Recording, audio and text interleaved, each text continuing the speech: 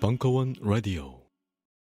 안녕하세요. 용산에서 가장 믿음 가는 조립 PC 전문 업체 컴스테이션의 이경식입니다. 당장이라도 사용하고 있는 컴퓨터를 들어다 던지고 싶을 때, 그럴 때를 대비해 저희 컴스테이션이 용산 선인상가 21동 1층 130호에서 기다리고 있습니다. IT 강국에 걸맞게 믿을만한 조립 PC 컴스테이션이 신뢰를 바탕으로 그 기회를 제공해드리겠습니다. 궁금하신 점은 문의 주십시오. 011-892-5568번입니다. 우주 최강의 만족스러운 서비스를 제공해드리는 저희 컴스테이션이 늘 기다리고 있겠습니다. 딴지스에게 F1 같은 존재, 컴스테이션은 조용한 형제들과 함께합니다.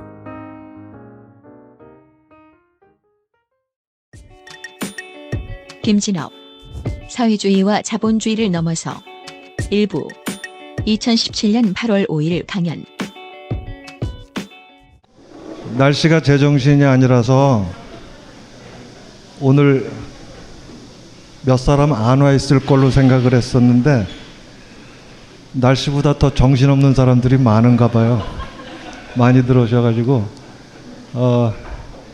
이 우리의 명강을 찾아서라고 하는 시리즈가 있는 모양인데, 그 중에 제가 1번으로 해서 지금 강의를 하게 됐는데, 저는 성공회대학교의 김진업이라고 하고요, 사회과학부에서 일을 하고 있어요. 제가 시작하기 전에 여러분들이 오해할까봐 꼭 얘기를 해야 될 게 있는데, 성공회대학교를 대표하는 명강의가 아니고요, 우리 학교에는 굉장히 좋은 강의가 많이 있습니다. 여러분들이 성공회대학교 아시는 분들은 아실 텐데 굉장히 좋은 강의가 많이 있는데, 제 강의를 듣고 나서 성공회대학교에는 이것보다 훌륭한 굉장히 많은 강의가 있다는 것을 일단 염두에 두시고 들어주시길 바랍니다. 오늘 강의 제목을 뭘로 할 건가, 그냥 하고 싶은 얘기 하라고 그래서 아무 생각 없이 제일 먼저 떠오르는 단어 2개를 얘기했거든요. 사회주의, 자본주의 이런 얘기를 했었는데, 제가 강의 제목으로 넘긴 건 자본주의와 사회주의의 이분법을 넘어서 라는 제목으로 넘겼는데, 여긴 거꾸로 사회주의와 자본주의라고 얘기를 했더라고요. 근데 어차피 이분법 넘어갈 거기 때문에 이렇게 하나 저렇게 하나 큰 문제는 없습니다. 근데 제가 이제 자본주의, 사회주의에 관련된 얘기를 할 건데, 제 얘기가 맞는 얘기인지 틀린 얘기인지 여러분들이 좀 궁금해하거나 의아해할 수가 있잖아요. 여러 사람이 하는 얘기들이 다 각자 자기 주장을 얘기하는 거기 때문에 이 사람 얘기가 특별히 옳을 거라고 하는 보장이 어딨어? 라고 생각할 수 있잖아요. 제가 어떤 얘기를 하면 다 좋은데 그건 당신 생각이고 라고 얘기할 때 제일 좌절감을 느끼거든요. 제 얘기가 옳은 얘기인데 이거를 그건 당신 생각이고 라고 얘기하면 힘이 쫙 빠져요. 그래서 제가 시작을 어떤 얘기가 그냥 당신 생각이고가 아니고 어떤 얘기가 옳은 얘기고 어떤 얘기가 옳지 않은 얘기인지, 옳고 그름을 구별할 수 있는 기준이 있는 건지 없는 건지, 이 얘기를 먼저 시작하려고 그래요. 여러분들이 아마 지금 어떤 얘기를 하든지 간에 아주 우리한테 익숙해 있는 게 뭐냐면 그건 당신 생각이고 라고 하는 게 아주 익숙해 있어요. 그죠? 근데 이걸 우리가 상대주의라고 얘기하는데, 그럼에도 불구하고 여러분들은 어떤 행동을 할 때 나름대로 기준들을 가지고 있습니다. 말은 누구나 다 다르게 얘기할 수 있지만 행동들은 기준이 있다는 거죠. 그래서 그 기준이 되고 있는 것, 우리들이 알게 모르게 공유하고 있는 기준이 있다. 그 기준이 뭐냐? 지금은 과학이다, 이런 얘기를 하려고 그래요. 여러분들이 자기 생각이라고 흔히들 많이 얘기하지만, 그래서 사람마다 생각이 다 다른 것 같이 얘기를 하지만, 사실은 사람들의 생각은 다르기보다는 공통점이 훨씬 더 많거든요. 다른 생각에 대해서 사람들은 주목하지만 사람들이 주목하지 못하고 있는 게 뭐냐면 사람들 생각에는 공유되고 있는 게 굉장히 많다는 거예요. 그래서 제가 지금 이 그림을 하나 가지고 왔는데, 스승과 제자에 관련된 얘기입니다. 우리가 흔히 친구가 될 수 없는 스승은 좋은 스승이 아니고 스승이 될 수 없는 친구는 좋은 친구가 아니다. 이런 말 들어보셨죠? 뭐 하여간 지금 들으셨잖아요. 굉장히 좋은 말이에요. 그래서 스승과 제자의 관계가 아마도 권위적으로 연결되면 안 된다. 권위적으로 연결되면 안 된다라는 말은 언제든지 반론이 가능해야 된다. 이런 말이겠죠. 언제든지 반론이 가능해야 된다. 보통 그렇게 얘기들 하는데 스승과 제자의 관계에 대해서 여러분 신용복 선생님 다 아시죠? 네, 그 신용복 선생님은 조금 더 넓게 풀으셨어요. 여기 지금 글씨가 잘 안 보일 것 같아서 제가 읽어드리면 우리는 저마다 누군가의 제자이면서 동시에 누군가의 스승입니다. 배우고 가르치는 사제의 연쇄를 확인하는 것이 곧 자기의 발견입니다. 자기라고 하는 게 사제의 연쇄라고 하는 거죠. 그래서 이 그림도 참 멋있지 않아요? 뭐가 떠오르세요? 연쇄인데 하여간 사제의 연쇄가 곧 자기다라고 하는 걸 깨달으란 말이 무슨 말일까? 이런 거죠. 여기서는 지금 아까 처음에 얘기했던 스승과 제자 사이의 권위 이런 문제보다는 모든 사람이 스승이고 모든 사람이 제자다라는 말이죠. 그렇죠? 모든 사람이 스승이고 모든 사람이 제자다 이런 말인데 바로 그런 의미에서 저는 앉아서 해도 되겠죠? 네.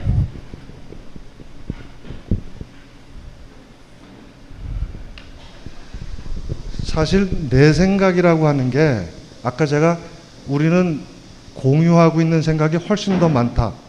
다른 것들도 분명히 있지만 공유하고 있는 게 훨씬 더 많아서 사실 사람들의 생각을 모아보면 우리의 생각이라고 얘기하는 게 훨씬 더 정확하다.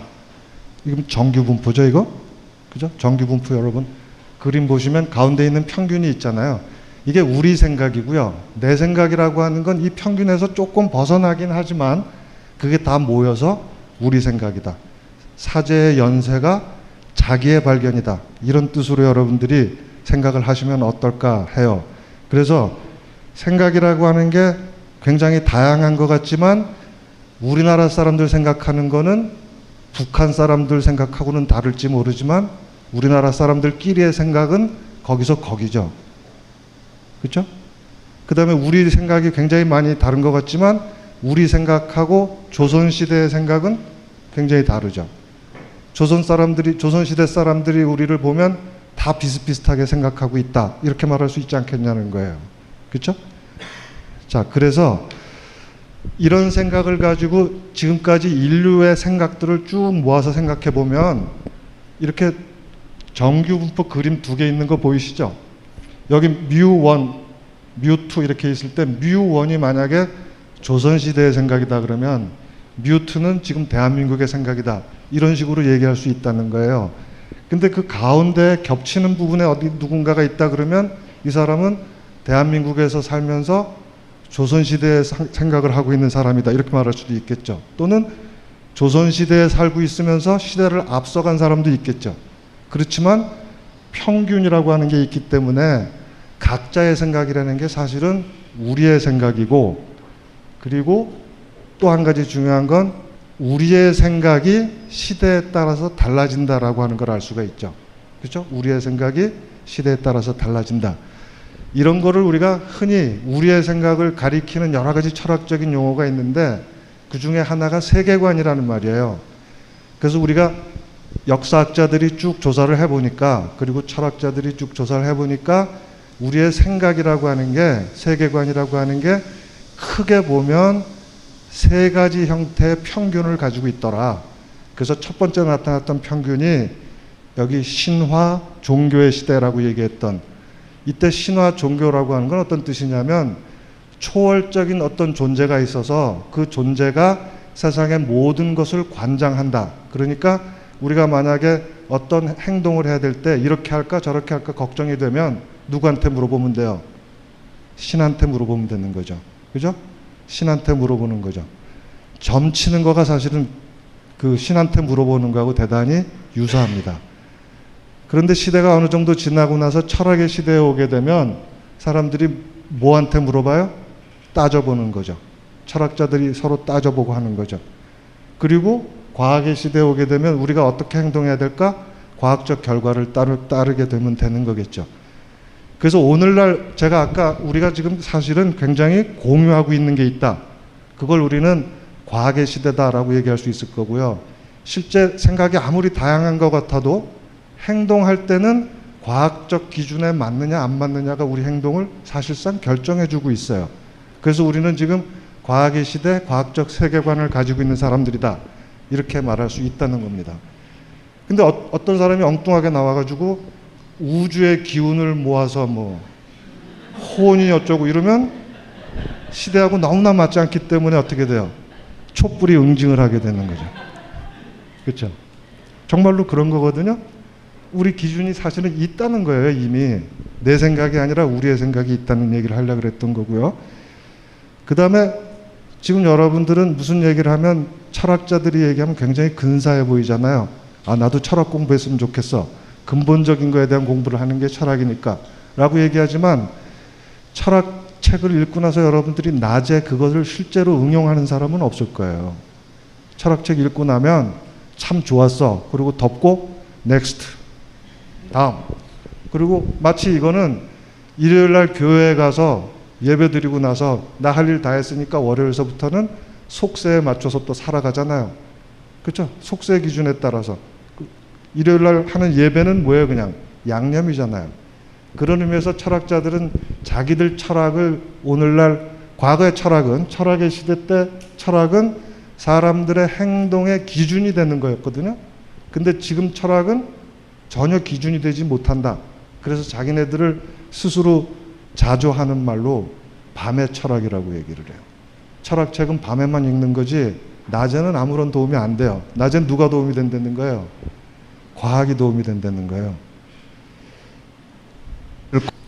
그래서 자연스럽게 우리가 큰 제목은 사회과학이란 무엇이냐라고 질문을 했는데 지금 이제 과학이 뭐냐에 대해서 물어봐야 될 거 아니에요.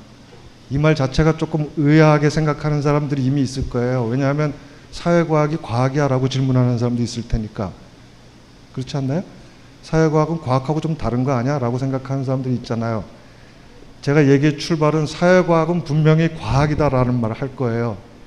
그러니까 지금 사회과학이란 무엇이냐라고 질문을 던져놓고 과학이란 뭐냐에 대해서 제가 묻는다 그래서 의아하게 생각할 필요는 없어요. 우선 그래서 과학이 뭐냐에 대해서 얘기를 해야 되는데 재밌는 건요. 과학자들은 열심히 과학 활동을 하잖아요. 근데 과학 활동하면서 과학자들이 과학이란 무엇이냐라는 질문을 던지고 답을 한 사람들은 거의 없어요. 대부분의 과학 활동하는 사람들은 자기 활동하기 바빠서 자기가 무슨 일을 하는지를 잘 몰라요.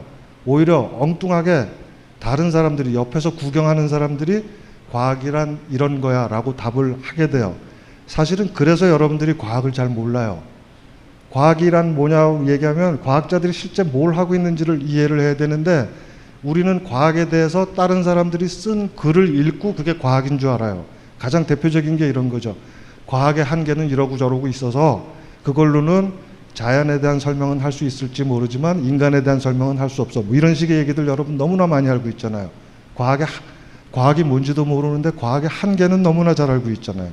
이게 왜 그러냐면 과학자 얘기는 안 듣고 과학에 대해서 공부한 딴 사람들이 쓴 글을 너무 많이 읽어서 그래요.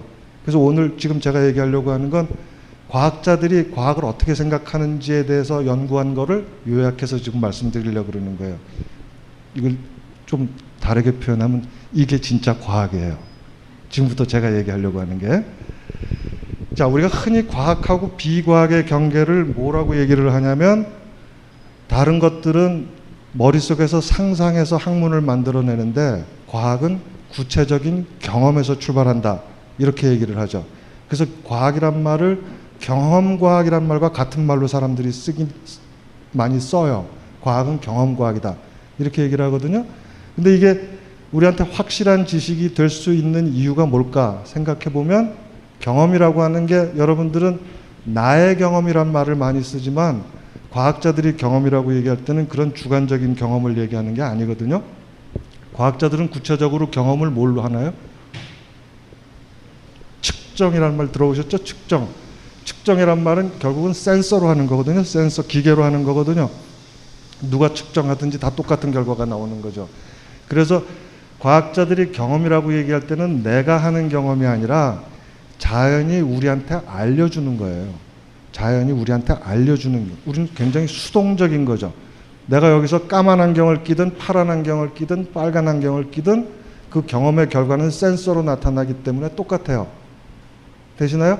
여러분들이 일반적으로 철학자들한테 속아서 경험이라고 하는 걸 나와 연결시키려고 그러지만 사실 과학자들이 경험이라고 말할 때 그 경험은 굉장히 객관적인 거예요. 그리고 과학의, 우리가 근대과학 특히 물리학의 경우에 그 출발점은 전부 다 어디에 있냐면 물리량이라는 단어 있어요. 물리량이라고 하는 말은 이렇게 측정된 값이란 뜻이에요. 그리고 과학자들은 이걸 통해서 물리량과 물리량 사이의 관계가 어떻게 나타나느냐가 결국은 세계가 어떻게 움직이는 거다, 그걸 표현해 주는 거다라고 믿고 있는 사람들이에요. 예를 들면 우리가 물리량, 대표적인 것 중에 하나가 무게가 있을 수 있죠. 질량, 무게 이런 거. 그거하고 속도가 있을 수 있죠. 그러면 질량과 속도의 관계, 물리량과 물리량의 관계가 어떻게 표현되느냐, 이게 어떻게 규칙적으로 변하느냐, 이걸 서술하는 게 과학이다라고 생각할 수 있다는 거예요. 이럴 경우에 규칙성을 가장 잘 표현해 주는 학문이 수학이죠. 그죠? 물리량의 규칙적인 변화를 수학적으로 표현하는 게 과학이다, 이렇게 생각할 수 있다는 거예요. 물리량의 규칙적인 변화를 수학으로 표현한다. 흔히 그걸 자연과학, 경험과학이라고 얘기를 해요. 그런데 최근에 우리가 20세기 들어와서 과학이 훨씬 더 발전하게 되는데, 이 과학이 발전하고 나면 달라지는 게 뭐냐면 세계라고 하는 게 수학적 규칙성만으로는 표현되지 않는 굉장히 많은 것들이 있다라는 걸 사람들이 인정하기 시작해요. 누가? 과학자들이요. 그래서 과학이라고 하는 걸 단순히 경험의 규칙적 표현, 경험의 물리량의 수학적 표현, 이걸 과학이라고 얘기하는 건 과학이 뭔지를 제대로 설명하기 어렵다. 그럼 과학은 도대체 뭐냐? 이렇게 해서 질문 나오는 게 뭐냐면, 과학을 가장 대표하는 건 실험을 하느냐 안 하느냐에 달려있다라고 얘기를 해요. 근데 실험이라고 하는 건 단순히 물리량을 측정해서 그것에 상관관계 또는 규칙성을 표현해주는 그런 게 아니거든요. 여러분, 지금 제가 여기 그림 그려주고 있는 건데, 가장 전형적인 그 실험의 가장 전형적인 형태로 최초로 제시된 거가 여러분, 파스테르 우유만 하는 건 아니죠. 파스테르라고 하는 학자가 왜 과학과 비과학을 실험이라고 하는데 성공적으로 사람들을 설득할 수 있었냐면, 요 당시만 하더라도 생명체가 어떻게 해서 나오는지에 대한 설명을 할 수가 없었어요.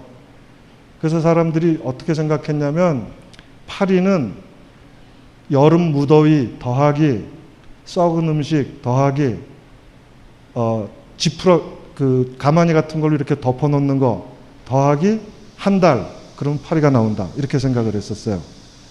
근데 파리는 그렇게 나오는 게 아니고 애벌레로부터 나오고 등등등, 생명체라고 하는 건 생명체의 씨앗이 있어야지만 나오는 거다라고 주장했던 파스테르가 자기 얘기가 옳다는 걸 입증하기 위해서 만들어낸 실험장치예요. 여러분 지금 보시면 위에 있는 실험장치는 아까 썩은 음식, 그 다음에 뭐 하여간 썩은 음식 같은 걸 넣어놓고요, 그걸 팔팔팔팔 끓이는 장치입니다. 그러니까 끓이게 되면은 무균 상태가 되겠죠. 둘 다 무균 상태로 만들어 놓고, 위에 거는 그냥 그 맨 끝에, 이거 좀 하여간 맨 끝에 요거는 끓인 상태에서 그냥 내버려 두는 거예요, 시간 지나도록. 그리고 요건 끓인 상태에서 여기를 잘라버렸어요. 그런데 이 꼭대기가 이렇게 휘어 있으면, 여기가 이렇게 휘어 있으면 미생물이 여기 들어가질 못하잖아요. 이렇게 올라가려고 그러면 어렵잖아요. 그죠? 그래서 이거를 여기를 잘라버리면 미생물이 일로 들어갈 수 있지만 여기는 못 들어가니까 여기서는 기다려도, 아무리 기다려도 파리가 안 나오는데, 여기선 파리가 나오더라 이거죠. 그러면 파리라고 하는 건 뭔가 씨앗이 들어가 있을 때만 파리가 나오는 거지 그냥 저절로 나오는 게 아니다.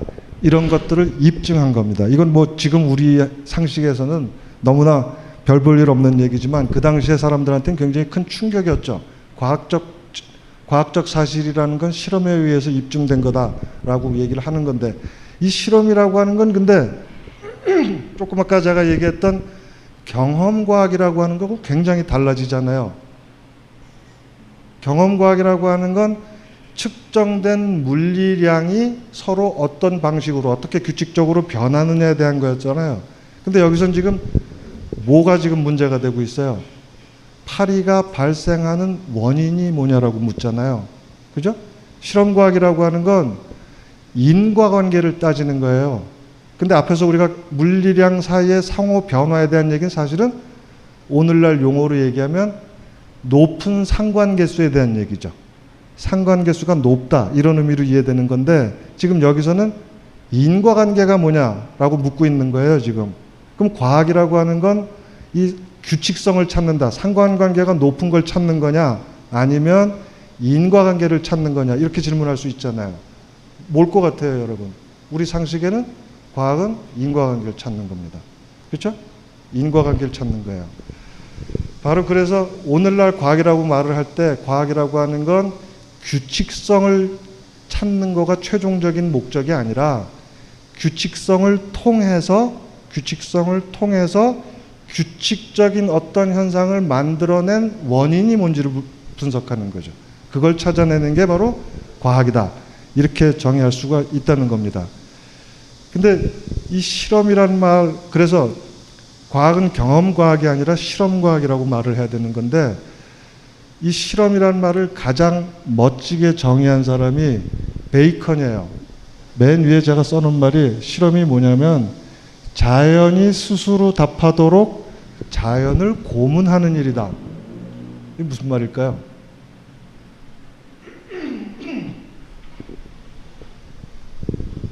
여기서 어떤 결과가 나올지에 대해서는 여기서는 파리가 나오고 여기서는 파리가 안 나오고 이런 결과는 누가 얘기해 주는 거예요? 우리가 하는 게 아니라 자연이 하는 거잖아요. 그러니까 이건 자연이 스스로 답한다. 그 말은 당연한 거죠. 그죠? 자연이 스스로 답하도록 하는 게 실험장치다라는 건 맞는데 그 다음에 그게 왜 자연을 고문하는 일이냐? 왜냐하면 자연 자체에는 이런 실험장치가 없잖아요. 사람이 자연의 어떤 특정한 특징을 자연의 어떤 특정한 특징을 잘 보여주도록 하기 위해서 자연을 변형시킨 거죠. 자연을 변형시킨 게 실험장치잖아요. 그렇죠? 그런 의미에서 자연을 고문하는 거다라고 얘기했는데 제가 아무리 봐도 실험을 이렇게 멋있게 잘 정의한 사람은 없는 것 같아요. 자연이 스스로 답하도록 자연을 고문하는 일이 실험이다. 이런 겁니다. 근데 이게 실험이란 말을 조금 더 우리가 더 생각을 해보면 만약에 실험 결과들이 세상에서 활용할 수 없다고 그러면 실험할 리가 없잖아요. 아까 실험이라는 게 제가 자연을 고문하는 일이라고 얘기했는데 이건 자연을 변형하는 일이다 이렇게 얘기할 수 있잖아요. 그러면 실험실에서 이루어진 자연의 변형이 실제 세계에서도 자연 변형을 하는데 도움이 되지 않는다고 그러면 실험할 사람 아무도 없겠죠. 바로 그런 의미에서 우리가 세상을 바꾸는 일을 뭐라고 불러요? 실천이라 그러잖아요. 세상을 바꾸는 일을 우리가 실천이라 그러잖아요. 자연을 변형하는 일, 바로 실험이라고 하는 건 궁극적으로는 자연을 변형하기 위한 거다. 실천하기 위한 거다. 그래서 과학이라고 하는 건 사실은 실천이란 말하고 직접적으로 연결되어 있어요. 자연이라고 하는 건 실험을 하는 이유는 실제 세계를 변형하는 데 도움이 되기 때문에 실험하는 거거든요. 바로 이런 의미에서 과학이라고 하는 건 단순히 인과관계를 밝히는 데서 그치는 게 아니라 최종적으로는 우리가 원하는 비행기를 만들려고 그러는 거거든요. 비행기 만들려고 그러는 거예요. 그게 바로 실천이죠. 그런 의미에서 만약에 우리가 원하는 대로 자연을 다 변형시킬 수 있다고 그러면 우린 그걸 해방이라고 말할 수 있을 거예요. 지금 맨 마지막 말에 대해서 조금 찝찝하죠. 과학이 발전하면 해방이 된다는 말에 여러분 동의하지 않을 거잖아요. 왜냐하면 과학에 대해서 이미 많은 세뇌가 돼 있거든요, 여러분들이. 근데 조금만 더 생각해 보면 과학은 우리한테 하면 좋은 일, 해서는 안 된 일도 가르쳐 줘요, 우리한테. 예를 들면 생태과학은 우리한테는 많이 먹으면 안 된다고 가르쳐 줘요. 생태과학은 전기 없이 살으라고 우리한테 가르친다고요. 그렇잖아요. 그래서 과학이라고 하는 게 해방이란 말의 의미는 모든 게 인간 마음대로 될 수 있으면 좋은데 인간이라고 하는 게 자연 안의 존재이기 때문에 네가 부릴 수 있는 욕심에 대해서는 부려라. 그런데 부릴 수 없는 욕심을 채우려고 그러면 안 된다. 이걸 가르쳐 주는 것도 과학이다. 이런 뜻이에요. 그런 의미에서 과학이 분명히 해방하고 연결되어 있어요. 다만 여러분들이 철학자들이 쓴 과학에 세뇌되어 있어서 과학의 나쁜 면만 자꾸 보이는지도 몰라요. 저는 지금 여러분들한테 과학의 좋은 점에 대해서 얘기하고 있어요. 어쨌든 자, 그래서 과학이라고 하는 게 단순히 경험과학이 아니라 실험과학이라고 한다고 그러면 과학이라고 하는 거는 사회과학은 실험할 수가 없으니까 그럼 과학이 아니라고 말해야 되겠네요 라고 할 수 있잖아요. 그렇죠? 근데 실험이라고 하는 게 사실은 한 번의 실험에 의해서 완벽하게 자연을 고문해서 자연에 있는 상태를 그려내는 그렇게 재주 좋은 실험 기술은 없어요. 실험이라고 하는 건 자연이 굉장히 많은 변수들이 서로 연결되어 있는데 모든 변수를 다 제거하고 하나의 변수만 남겨두는 게 실험인데 원래 의도는. 그런데 실제로 그런 장치를 만드는 데 성공한 경우는 거의 없어요. 그래서 자연과학조차도 완벽한 실험이라는 게 없어요. 여러 번 실험을 해봐야 되는 거죠. 예를 들면 우리가 여기 지금 아까 제가 이렇게 얘기를 했는데 봐라, 여기서는 파리가 안 나왔지, 여긴 파리가 나왔잖아. 그러니까 파리라고 하는 건, 생명체라고 하는 건 반드시 씨앗이 있어야 돼. 그러면 가만히 들여다보다가 오늘날 어떤 사람은 이런 반론을 얘기할 수 있을지도 몰라요. 봐봐라, 나중에 보니까 여기는 다 이렇게 막아놨는데도 불구하고 여기서 생명체가 생길 수 있을까 없을까? 옛날에는 없을 거라고 생각했지만 지금은 있을 수 있다는 거 여러분 알죠? 왜? 여기다가 100도 끓여도 안 죽는 박테리아가 있어요. 100도 끓여도 안 죽는 박테리아가 있어서 여기서 지금 번식하고 있을 수도 있다고요. 그렇죠? 실험장치라고 하는 건 이렇게 완벽한 실험장치라는 게 만드는 게 거의 어렵거든요. 이건 무슨 얘기를 하려고 그러는 거냐면 여러 번 실험해야지만 실험의 결과물들을 어느 정도 믿을 수 있는 거거든요.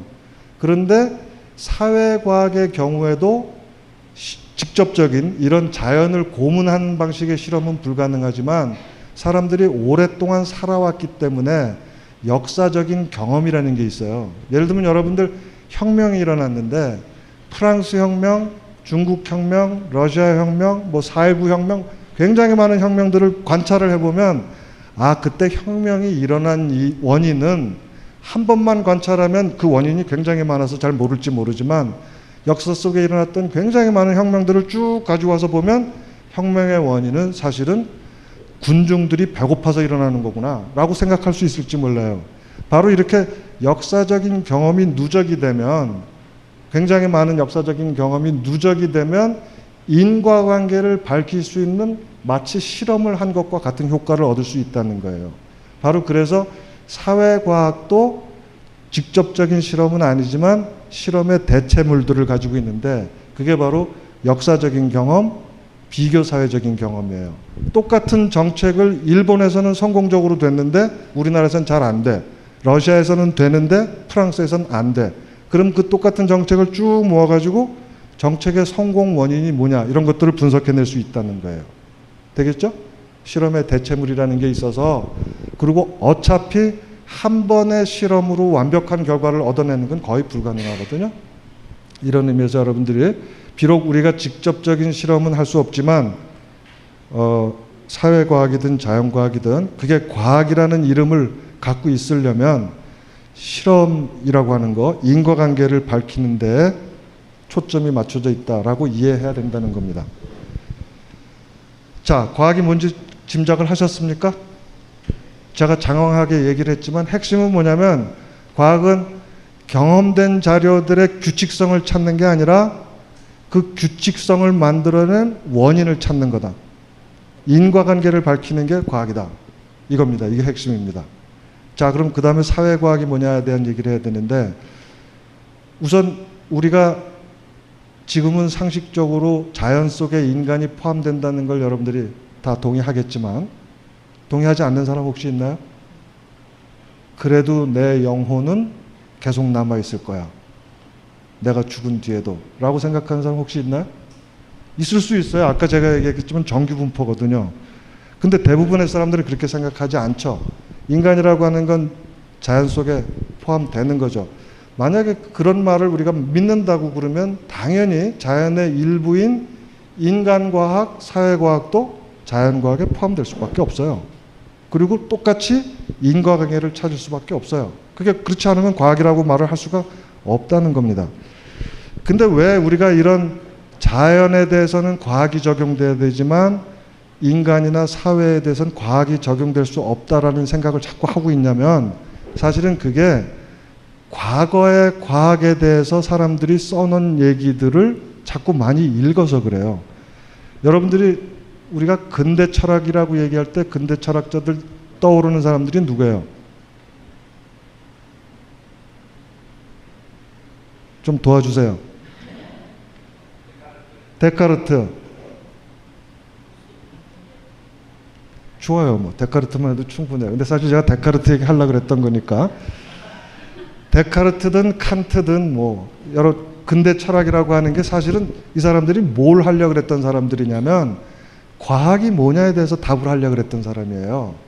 데카르트 때는 갈릴레이가 엄청난 영향을 줬었고요. 칸트 때는 뉴턴이 엄청난 영향을 줬었어요. 그러니까 과학이 뭐냐에 대한 규명을 하려다가 보니까 근대 철학이라고 하는 건 인식론으로 가요. 인식론. 확실한 지식이 뭐냐. 이 말은 뒤집어서 얘기하면 과학은 확실한 지식이라는 걸 자기들도 이미 알고 있어요. 근데 이게 왜 확실한 거냐라고 질문했던 게 데카르트, 칸트, 특히 칸트죠. 근대 철학자들은 그래서 사실은 과학이 뭐냐에 대한 답을 하려고 했던 사람들이다 이거예요. 그런데 그 당시에 과학이라고 하는 게 이른바 오늘날 우리가 얘기하는 고전 물리학이에요.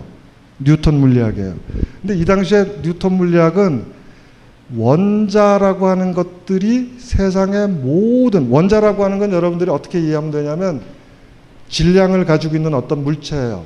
아주 작지만 질량을 가지고 있는 어떤 물체들이 중력이라고 하는 힘에 의해서 움직여진다. 만유 인력이다. 그럴 때 만유, 모든 존재하는 것, 이건 물체란 뜻이에요. 질량을 가지고 있다는 뜻이에요. 얘네들 사이에는 중력이 있다. 서로 끌어당기는 힘이 있다. 그래서 이 무게를 가진 것들이 서로 끌어당기는 것들인데 이게 너무나 작아서 보이진 않지만 얘네들이 세상의 모든 변화를 가져오는 거다. 그러니까 만약에 우리가 그 인력, 질량과 서로 땡기는 힘 사이의 관계만 알면 세상의 모든 걸 다 설명할 수 있다. 이렇게 생각했어요. 그게 바로 뉴턴 물리학이에요. 그래서 우주는 운동하는 거예요. 기계처럼 운동하는 거예요. 우주가 기계 하나예요. 이게 그 당시 사람들의 생각이에요. 자, 그런데 여러분들이 아다시피 세상에서 제일 알기 어려운 게 어디로 튈지 모른다. 어디로 운동할지 모르는 대표적인 존재가 누구예요? 10길 물속은 알아도 한 길 마음속은 모른다. 인간이잖아요. 여러 가지 이유가 있지만 그 밖에도 어쨌든 사람은 예외다. 이게 그 사람들의 대세야, 대세. 그래서 자연은 뉴턴 물리학으로 설명할 수 있지만 사람은 아니다. 왜냐? 영혼이 있기 때문에. 여러분 칸트나 데카르트가 영혼 불멸론을 믿었을 것 같아요? 안 믿었을 것 같아요? 그 사람들 믿었어요. 적어도 공식적으로는요. 그러니까 인간이라고 하는 건 자연의 일부가 아니에요. 여러분들 생각하고 달라요. 바로 그래서 당시에는 인간에 대해서는 과학이 올 수 없다. 바로 순수이성 비판이란 말은 사실은 과학 비판으로 여러분들이 읽어야 돼요. 칸트의 순수이성 비판은 과학 비판이야. 과학이 알 수 있는 건 어디까지나 자연현상이지 인간 마음속은 알 수가 없어. 이 얘기예요.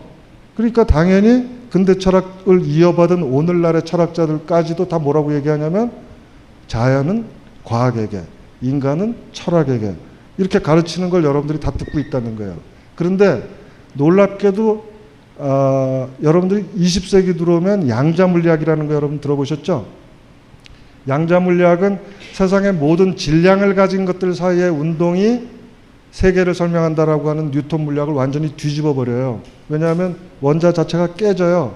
여러분 최근에 들어본 제일 재밌는 과학 뉴스 중에 하나는 질량이라고 하는 건 뭐가 있는 게 아니라 힉스 입자라고 하는 것과 충돌하면 질량이 생긴다. 이렇게 설명하잖아요, 과학자들이. 무슨 말인지 모르겠지만 어쨌든 옛날하고 달라졌어요. 잘 힉스 입자 이해하는 사람 거의 없잖아요, 지금. 그죠? 근데 어쨌든 과학이 하는 얘기니까 믿잖아요, 여러분들이. 근데 그게 무슨 말인지는 모르잖아요. 이게 어떻게 된 거예요, 하여간. 어쨌든 간에 오늘날 사람들은 그래서 더 이상 우주는 운동한다고 얘기하지 않아요. 여러분들 가장 요새 많이 팔리는 책 중에 하나가 뭐냐면 우주 진화론이잖아요. 진화란 말 속에는, 운동이란 말 속에는 필연밖에 없어요. 기계처럼 움직이는 거니까. 근데 진화라는 말 속에는 우연이란 말이 들어가 있어요. 바로 그래서 앞으로 우주의 미래를 우리가 예측할 수 있다는 거예요, 없다는 거예요? 과학의 힘으로. 없다는 게 우주 진화론이에요. 어디로 튈지 몰라요, 우주가. 근데 옛날 우주 운동론 때는 뭐라고 생각해요? 항상 기계처럼 움직이니까 만년 뒤의 우주에 대해서도 우리는 과학은 예측할 수 있다. 이렇게 생각을 했던 거죠.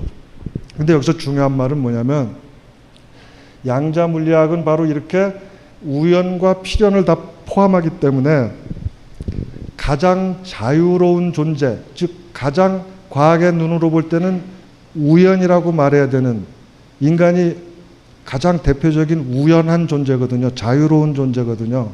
근데 얘도 자연의 일부다. 그리고 그 우주 진화 속에는 인간이라고 하는 도저히 자연과학으로는 설명할 수 없을 것 같은 그 존재를 포함한다라는 말이 우주 진화라는 말 속에 들어가 있는 거예요. 그래서 이 뉴턴 시대 과학자들은 과학이 인간에 대해서 설명할 수 없을 거라고 믿었지만 우주 진화론 이후에, 양자 물리학 이후의 인간들은 그 물리학자들이 인간의 영혼에 대해서 쓴 글들이 굉장히 많아요. 인간 정신, 인간 영혼이 뭐냐에 대한 물리학적 분석이 무지하게 많다고요. 벌써 이게 과학의 영역으로 들어온 거예요. 이거는 자연과 인간을 이분법적으로 바라보고 자연과학과 사회과학을 이분법적으로 바라보는 게 말이 안 된다는 얘기를 하고 있는 거예요. 오늘날은 과학자들에 의해서 사회과학과 자연과학을 분리시키는 거는 잘못됐다고 얘기하고 있는 건데, 과학은 모르고 과학에 대한 철학자들의 얘기만 알고 있는 여러분들은 여전히 과학은 자연에게, 사회현상은 철학자에게, 이렇게 아주 낡은 도식을 여러분들이 여전히 가지고 있다는 거죠. 일단 그렇게 얘기를 하고요. 자, 그러면 사회과학은 그럼 뭐냐? 사실 사회과학은 자연과학의 부분과학이에요. 어떤 얘기냐면 자연과학 중에서 굉장히 작은 것들을 다루는 걸 우리가 물리학이라 그러죠. 그 다음에 자연현상 중에 생명현상을 다루는 걸 우리가 생물학이라 그러잖아요. 그리고 좀 큰 걸 다루는 거 우리가 생태학이라 그러잖아요. 마찬가지로 인간학, 인간사회학, 동물사회학 이런 거 다 자연과학에 들어간다는 거예요. 다 자연과학이에요. 그런 의미에서. 그리고 이 사람들은 뭘 해야 되는 거예요? 인과관계를 밝히는 거예요. 사회현상이든 생물현상이든 물리현상이든 어떤 현상이 있었을 때 이 현상을 만들어낸 원인이 뭐냐? 원인이란 말은 우리는 원인이란 말을 비과학적, 철학적으로 사용하지만 과학자들은 원인이란 말을 뭐 어떤 말과 동일한 말로 쓰냐면 힘이란 말과 동일한 말로 써요. 인과적 힘. 세상의 모든 움직이는 것들은 네 가지 힘에 의해서 움직여진다라는 게 최근의 물리학의 잠정적 결론이죠. 예를 들면 중력, 전자기력, 핵력 이런 것들이 세상의 모든 현상들을 만들어내는 인과적 힘이에요. 중력이라는 게 힘이란 뜻이잖아요. 전자기력 이게 힘이란 뜻이잖아요. 그래서 원인이란 말은 만약에 이걸 우리가 자연과학적인 방식으로 표현한다고 그러면 힘이에요. 결과를 만들어내는 힘, 이걸 우리는 일상적으로는 원인이라고 부르는 거죠. 그럼 사회과학은 뭐 하는 거라고요? 현상을 만들어낸 힘, 인과적 힘, 원인을 밝히는 게 사회과학이다. 자연과학도 마찬가지다.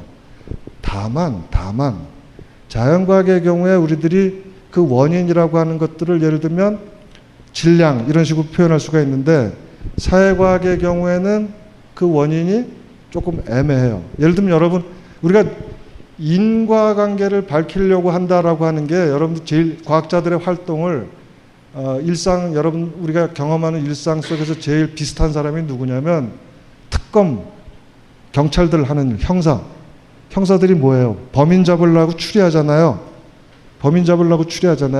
그런데 이 추리 형식이 바로 원인이 뭔지를 찾는 과학자들의 추리 형식하고 범인이 누군지를 잡으려고 하는 형사들의 추리 형식하고 완전히 똑같아요. 형사들도 물증이 없으면 안 되잖아요. 이 물증이라는 게 바로 아까 경험에서 출발해야 된다는 과학자들의 믿음과 같아요.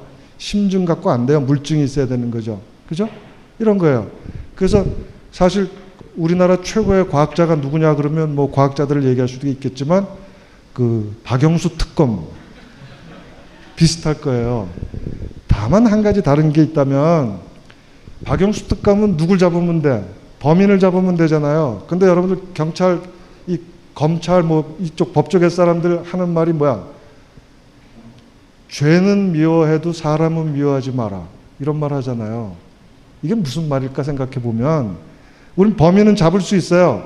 근데 사회 현상에서 범인은 사실은 사람 자체가 범인이 아닐 수가 있어요. 결과적으로 사람이 범인이지만 죄를 졌지만 죄는 미워하더라도 사람을 미워하지 말라는 얘기는 사실은 얘가 그래서 그런 게 아니라 배고파서 그런 거야. 얘가 사실은 정말 어쩔 수 없이 이렇게 된 거야. 그러면 사회 현상에서 범인이라고 하는 건 그냥 단순히 범인이 아니라 범인이 범행을 할 수밖에 없게 만든 어떤 다른 힘이 있다는 걸 인정하는 거예요. 그 힘이 뭐예요? 그게 바로 가장 대표적인 사회 조직이에요. 조직의 논리에 의해서 내가 이렇게 될 수밖에 없었어. 가족을 구하기 위해서 내가 이럴 수밖에 없었어.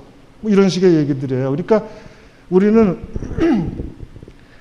힘이 원인이라고 얘기했는데 그 사회 현상 속에서 원인이 되는 힘들은 개개인들이 아니라 오히려 개개인들의 모임에 의해서 이루어진 어떤 조직들, 이게 원인이 되는 거예요. 이걸 우리가 좀 어려운 말로는 구조라고 그래요. 그 구조가 힘을 갖고 있다는 거예요. 보통 우리는 일반적으로 생각하면 사람이 원인이라고 생각하지만 사회 현상에서는 사람이 아니라 사람들이 모여서 어떤 조직을 만들게 되면 걔네들이 또 다른 힘을 갖고 있잖아요. 여러분들 좀 어려운 말로 하면 전체는 부분의 합이 아니잖아요. 사회 현상은 여러 가지 집단들로 이루어져 있잖아요. 이 집단들, 조직들 이런 것들이 구조들이잖아 말하자면 이런 것들은 그 구조나 조직이나 집단을 이루고 있는 개개인들의 힘 말고 플러스 알파로서 집단, 조직 전체의 힘이 있잖아요. 그래서 전체는 부분의 합보다 크다 이런 말을 하는 거잖아요. 이걸 뉴턴 물리학은 이해할 수가 없어요. 근데 양자 물리학은 이해해요. 이래서 과학이라고 하는 게 오늘날 사회과학을 포함할 수 있게 된 건데 어쨌든 그런 의미에서 사회과학이라고 하는 건 구조적 힘에 더 신경을 많이 써요. 한 개인이 어떤 죄를 졌다고 하더라도 그 죄를 개인이 짓게 만든 거에는 어떤 사회 구조가 문제가 될 것이다. 그렇죠? 그래서 죄는 미워하되 사람은 미워하지 말라. 그러면 미워해야 될 건 뭐야? 어떤 그 사람을 그렇게 내몰고 갔던 사회 구조가 문제겠죠. 그럼 우리는 사회과학자 입장에서는 주로 뭘 따지게 돼요? 어떤 현상을 만들어낸 구조적 힘이 뭐냐 이렇게 물어보는 거죠. 어떤 사회 현상을 만들어낸 구조적 힘이 뭐냐. 그리고 그걸 알면 이러이러한 범죄들을 예방할 수 있겠죠. 예를 들면 배가 고파서 자꾸 훔치는 사람들이 많으면 이 사람들이 왜 이렇게 됐느냐? 빈부격차가 심해서 이렇게 됐다. 그럼 예를 들어서 모든 사람에게 기본소득을 주자. 그러면 배고픈 놈 안 나올 거 아니에요. 그럼 그런 범죄 다 없어지잖아요. 이런 식의 접근 방법이 바로 사회과학이 고유하게 하는 거지만 이게 자연과학하고 다를 게 없다고요. 둘 다 현상의 원인이 뭔지를 찾아보고 그 원인을 통해서 이러이러한 바람직하지 않은 현상이 만약에 있다 그러면 그게 안 나타나게 하는 거죠. 과학하고 완벽하게 똑같죠. 자연과학이든 사회과학이든 인과관계를 밝혀서 우리가 원하는 대로 가는 거죠. 비행기를 만들듯이 범죄 없는 세상을 만들 수 있다. 이런 거죠. 이런 게 사회과학입니다. 자연과학하고 사회과학이 기본적으로 똑같다. 인과적 힘을 찾는 거다. 단지 사회에서는 그 인과적 힘이라고 하는 게 사회 구조하고 연결되어 있다. 이런 얘기를 했어요, 제가. 근데 그것만이 자연과학하고 사회과학의 차이점이 아니라 또 한 가지 다른 점이 있어요. 우선 여기 제가 지금 생물사회, 인간사회에 대한 얘기 했었는데 여기 핵심은 이거예요. 자연현상의 허위의 자연현상이라는 게 있을 수 있겠어요, 없겠어요? 여러분들이 지금 이렇게 날씨가 덥다 그래가지고 이 날씨는 잘못이야, 허위야 이렇게 말해도 돼요? 그건 있을 수 없는 얘기잖아요. 아무리 제정신이 아니라도 자연이 이렇게 일을 벌리면 우리는 그냥 받아들여야 돼요. 진리야 그건. 허위라는 게 있을 수가 없어요. 근데 놀랍게도 사회 현상에는 현상 자체가 허위일 수 있는 게 있어요. 안 믿어지죠? 현상 자체가 허위라고, 보통 우리가 허위다 진이다라고 얘기할 때는 어떤 사실이 있는데 그걸 우리가 잘못 파악하면 허위고, 그렇죠? 그렇잖아요. 제대로 파악하면 허위가 아닌 게 되잖아요. 근데 사회 현상에는 사실 자체가 허위일 수 있는 게 있다고요. 왜 그럴까요? 사회 현상이라고 하는 건 사람들의 행동에 의해서 만들어지는 거다라는 건 여러분들 동의하시죠? 모든 사회 현상은 사람들의 행동으로 나타나는 거잖아요. 근데 사람들의 행동은 뭐의 지배를 받아요? 두뇌의 지배를 받잖아요. 두뇌 중에서도 주로 뭘 지배를 받냐면, 아무리 우리가 인간은 감성적 동물이라고 하지만 가면 갈수록 우리는 이성적인 존재가 되거든요. 우리가 인식한 거에 따라서 행동하게 돼 있어요. 우린 그런 존재예요. 그래서 인식하고 뇌에 의해서 받아들여진 인식에 의해서 우리가 행동을 하는데, 인식을 잘못하면 행동을 잘못할 거 아니에요. 그러면 잘못된 사회 현상이 나타날 거 아니에요. 그런 일이 자연에 있어요, 없어요? 없어요. 그래서 제가 여기 예문을 들었어요. 여러분, 사람만 생각하는 거 아니죠? 제가 맨날 하는 얘기인데 이게 굉장히 중요한 얘기거든요. 사람만 생각하는 거 아니고 개도 생각을 합니다. 그죠? 만약에 개가 생각을 하지 않으면 주인을 물어요. 미친 개, 미친 개. 개가 멀쩡하게 생각을 한다고요. 자, 그런데 사자도 물론 생각하죠. 근데 여러분, 사자의 가부장 제도에 대해서 저건 잘못됐다라고 얘기하는 사람 있어요? 저건 있을 수 없어. 저 사자 자식들 다시 교육시켜야 돼. 아니잖아요. 이건 그냥 자연현상이에요. 그렇죠? 근데 여러분, 사람도 생각합니다. 근데 지금 가부장 제도에 대해서 여러분 뭐라고 생각해요? 여기 여성들 많으니까 한마디씩 해보세요. 있을 수 없잖아요, 이거. 그렇잖아요. 그럼 여러분들 당장 무슨 생각하겠어요? 조선시대의 여성들은 정말 힘들게 살았겠구나. 조선시대는 정말 잘못된 사회야 라고 얘기할 거 아니에요. 잘못된 사회 현상이라고요. 동의해요, 동의하지 않아요? 그렇잖아요. 사회 현상에는 이렇게 현상 자체가 잘못된 게 있다고요. 자연 현상에는 현상, 사실 그 자체가 잘못됐단 말을 할 수가 없어요. 근데 사회 현상에는 현상 자체, 사실 자체가 잘못됐단 말을 할 수가 있다고요. 이 말이 생각보다 굉장히 중요한 말이에요. 왜 중요한 말이냐면, 이른바 사회과학을 하는 사람들 중에 뭐라고 얘기하냐면, 과학은 경험에 근거하는 거라고 얘기를 해요.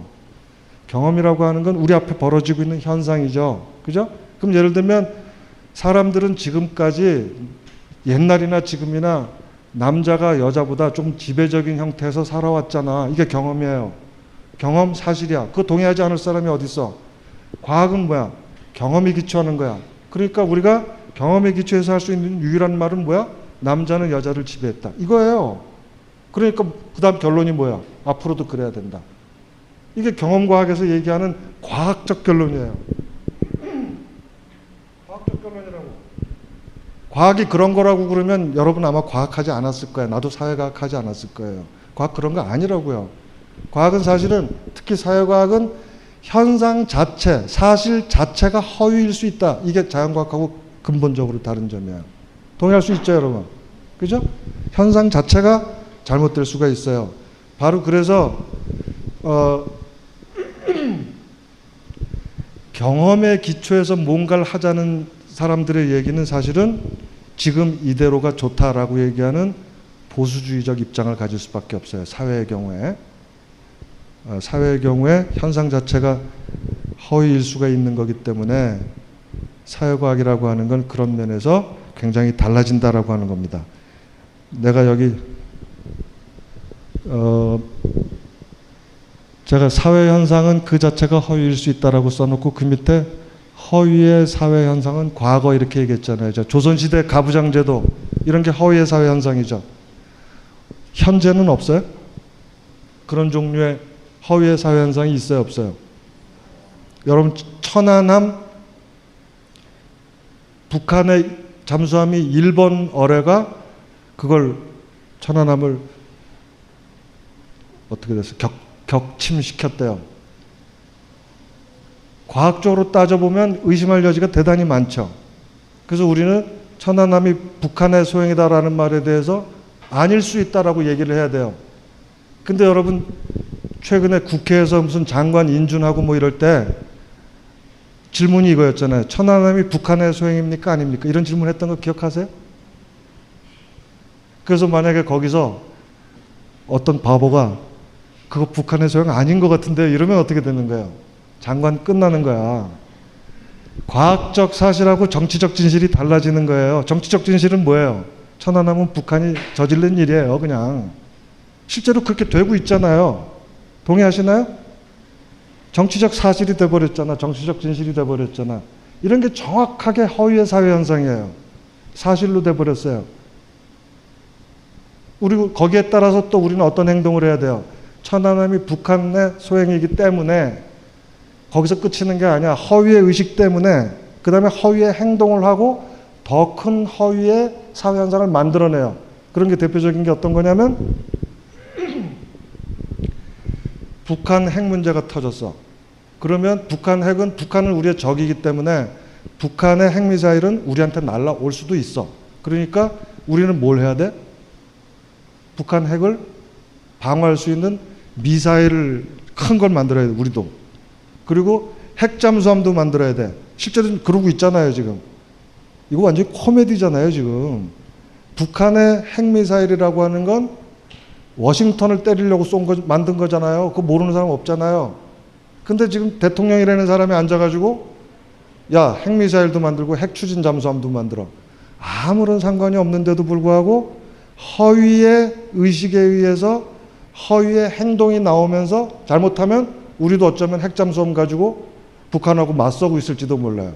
북한은 지금 미국하고 맞서려고 그러는데 우리가 지금 맞서고 있을지도 모른다고요. 허위의 사회현상이 또 나타나는 거예요. 이런 것들이 바로 자연현상에는 없는 사회현상, 허위의 사회현상이라는 게 바로 이런 것들을 얘기하는 겁니다. 단순히 과거의 일이 아니고 지금도 계속해서 벌어지고 있는 일들이다라고 하는 겁니다. 자, 됐나요? 이 정도면?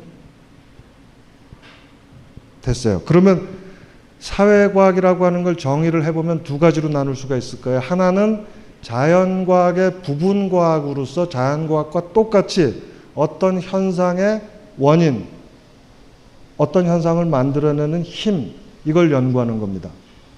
또 하나는 허위의 사회현상, 현상 자체가 허위일 수 있기 때문에 그걸 비판하는 거죠. 이게 허위다라고 하는 걸 밝히고 그 다음에 어떻게 돼요? 그 허위에 왜 허위의식이 만들어지는지에 대한 원인을 찾아가야 되겠죠. 이게 다른 점이죠. 우리 비판하는 건 누가 제일 잘해요? 야당 국회의원들이 제일 잘하죠. 그렇지만 거기서 그치면 안 된다는 거예요. 사회과학자들은.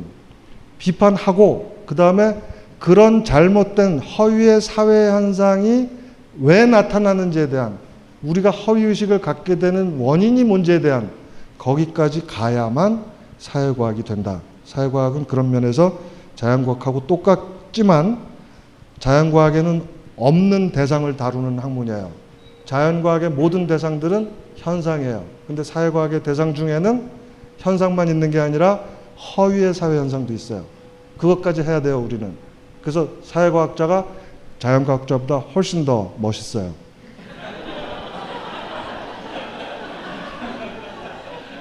네. 좀 쉬려고요. 한 5분만 쉬었다 하겠습니다. 이 강연은 벙커원 홈페이지와 앱에서 동영상으로 보실 수 있습니다.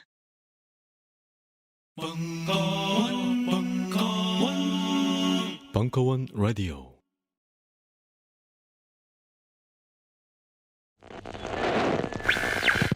안녕하세요. 벙커원 요원입니다. 이제껏 벙커원 수제버거와 파스타를 너무 자주 드셔서 새로운 메뉴가 생각날 때 충정로 주변 식당을 이용해 보시면 어떨까요? 물론 벙커원 수제버거와 파스타의 종류가 더 다양해질 것이라는 주방장님의 선언이 있은 후라 여러분들은 벙커원에서 앞으로도 계속 식사를 하시겠지만 본 요원은 오늘 오카와리라는 라멘집을 소개해 드리겠습니다. 벙커원 앞에 있는 횡단보도를 건너신 후 서대문역 방향으로 쭉 오시다가 육교를 지나면 나오는 왼쪽 골목으로 들어오시면 파리바게트가 보이는데요. 여기서 50m 좀 더 들어가시면 오른편에 오카와리가 보입니다. 라멘과 부타동 그리고 소바 이렇게 세 가지 종류의 메뉴가 있는데요. 본 요원의 개인적인 취향으로는 부타동이 최고인 것 같습니다. 라멘이나 소바에 들어간 차슈도 일품이고요. 벙커원 수제버거와 파스타가 더 맛있으니 벙커원 메뉴를 드시고 소화될 겸 한번 방문해 보심이 어떠하실지 말씀드려 봅니다. 이제 벙커원 주변 상권을 살리기에도 좋은 시절입니다. 감사합니다.